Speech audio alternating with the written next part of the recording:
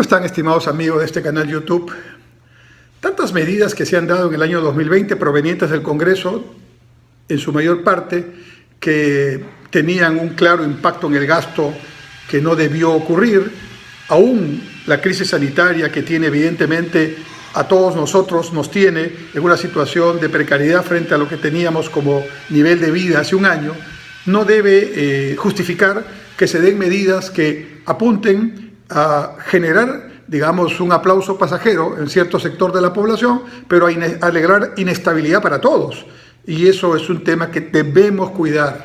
La demagogia no debe seguir.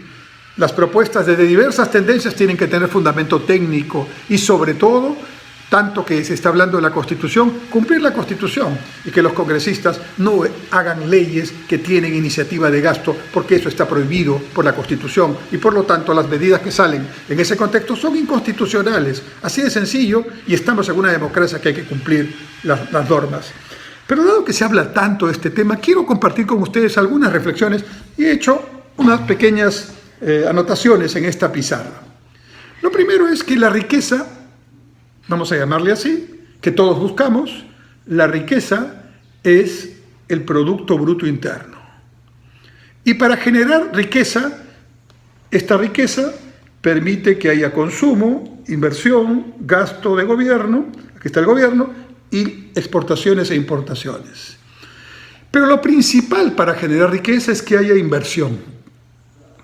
Ese es un concepto que, por favor, debemos tenerlo todos claro. La riqueza, el PBI, no se genera por un dispositivo legal, por un cambio constitucional, no se genera porque hacemos un bonito discurso o porque deseamos que se genere. Si no hay inversión, no hay riqueza. Y si no hay riqueza, no hay para gastar en el consumo y tampoco hay impuestos para que el gobierno pueda gastar y tampoco se generan las condiciones para un comercio exterior adecuado.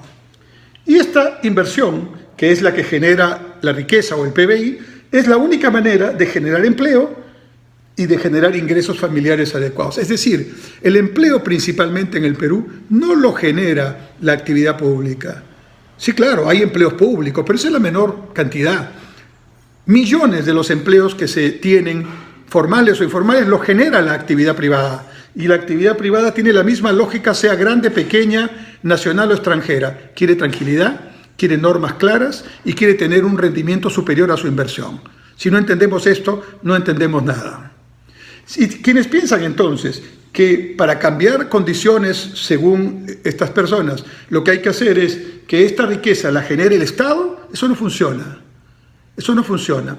Y si en el hipotético caso que se quisiera hacer, se pudiera poner en práctica medidas de este tipo, lo único que generarían es un problema y un colapso en el corto tiempo.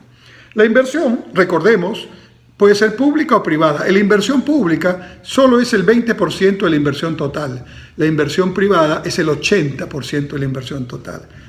Y estimados amigos, estimados señores congresistas, la inversión privada es 80% de la inversión total y ahí no están solamente Telefónica, Yanacocha, Claro u otras empresas. Ahí están todas las empresas privadas que son decenas de miles y están las grandes, las pequeñas y las medianas, las nacionales y las extranjeras, todas. Eso representa el 80%. Y ninguno va a invertir en ese 80% si no tiene la tranquilidad, la seguridad de que las reglas de juego se van a cumplir, de que no van a haber medidas populistas, de que no van a haber medidas demagógicas que empiecen a generar costos mayores y que generen problemas e incertidumbre. No va a invertir ni el bodeguero de la esquina, ni la empresa que genera agroindustria, menos la empresa que está trabajando en alimentos y tampoco la producción que está trabajando en la mina y tampoco en la que está produciendo servicios. Nadie invierte un dólar si no se genera tranquilidad y estabilidad. Y en los últimos tiempos hemos estado jugando con fuego porque lo que hemos estado generando es inestabilidad y haciendo que de hecho se paralicen inversiones que estaban en proceso. Pero todavía hay un stock de inversiones que está funcionando y todavía el mundo cree en nosotros. Y entonces, aquí viene una lógica que hay que aprender, ¿no? Ahora nos plantean un cambio en el régimen económico de la Constitución. algunos sectores políticos, ¿no? Y eso significaría automáticamente que la inversión privada ya no invierte, deja de invertir. Así de claro. No necesita ni siquiera que le digan nada más. Basta que anuncien que esto se va a cambiar y esta inversión paraliza y algunos incluso deciden ya no seguir, ¿no? Ahora dirán algunas personas, entonces que la inversión pública cumple ese papel. ¿Con qué? ¿Con el 20%? No, que aumente, dirían. Claro, ¿y de dónde va a salir este aumento? ¿De los impuestos del gasto? No, de los impuestos para financiar este gasto, no, porque justamente están espantando a la inversión privada. Y la inversión privada es la que genera los impuestos. No la inversión pública, la inversión privada es la que genera los impuestos. Y si no hay inversión privada porque están generando inestabilidad, entonces tampoco habrá impuestos. Y si no hay impuestos, ¿de dónde financiar? De deuda externa. Pero curiosamente, la deuda externa hoy día la podemos tener con tasas bajas y en condiciones muy adecuadas porque somos grado de inversión. Y emitimos bonos soberanos porque somos grado de inversión. Pero apenas se anuncie esto, probablemente las agencias clasificadoras de países y de inversiones verán si nos conceden nuevamente el grado de inversión o si nos lo quitan. Y si esto pasara, sería el peor daño que pudiéramos hacer a la economía peruana, porque entonces muchos fondos de inversiones que hoy invierten en bonos soberanos peruanos ya no invertirían, porque su reglamento dice que solo invierten en países que tienen grado de inversión. Y los que quedarían nos cobrarían más, porque la tasa de interés aumentaría y esa mayor deuda para financiar la falta de impuestos y para financiar la falta de inversión tendría un límite, que es el límite del que podamos pagar con los stocks que tenemos, y esos se agotan, o endeudarnos más para pagar la deuda anterior, o simplemente entrar en el colapso de hiperinflación como ya lo hemos experimentado en las décadas del 80 y del 90. Entonces, estimados amigos, las cosas que plantea la economía no son cuestión solamente de opiniones o de ideologías. Hay elementos que tienen que ser comprendidos. Si no hay inversión, no hay crecimiento.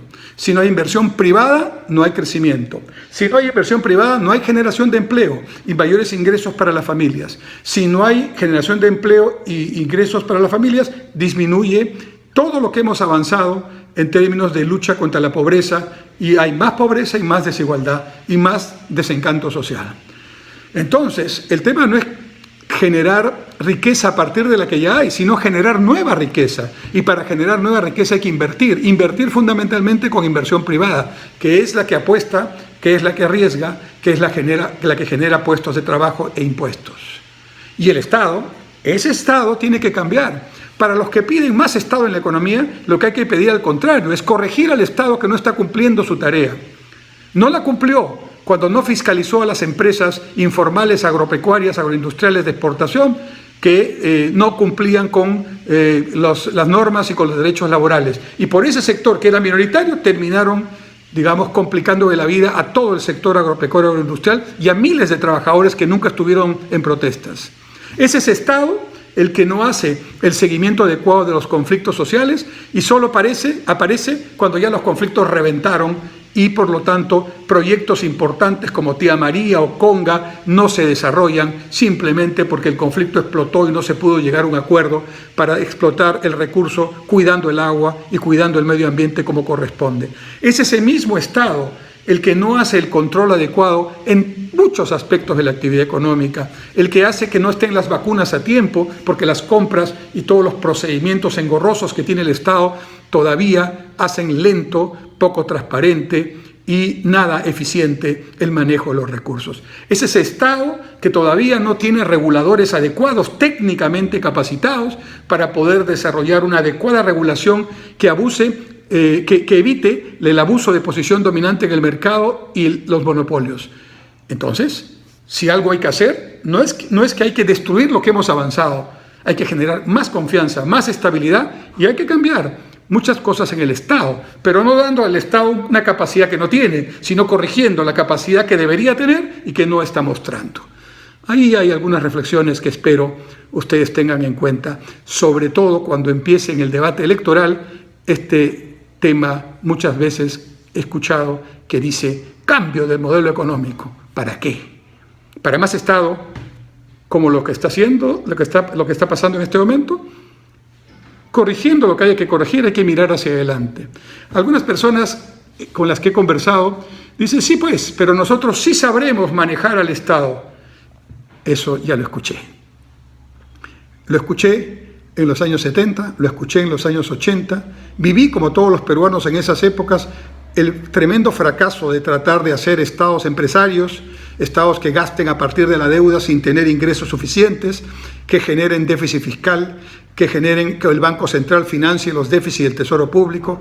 Eso ya lo vivimos, eso ya lo corregimos. No debemos volver a esos capítulos que ya nadie tiene en el mundo. Y aquellas personas que siguen planteando ideas como estas, una sola pregunta: ¿en qué país del mundo, como ejemplo, podemos ver eso que ustedes plantean? ¿En China? Uno de los países que más estimula la inversión privada en las llamadas provincias especiales. ¿En Argentina? Donde ahorita no tienen capacidad de tomar nuevo endeudamiento porque la economía está colapsada. ¿En Venezuela? Donde millones de venezolanos han tenido que salir de Venezuela porque no tienen para comer. ¿En Cuba? Que es un régimen que sobrevive, pero que en medio de una carestía fundamental para los cubanos. ¿Dónde está el modelo que ustedes plantean? Nada más. Muchas gracias.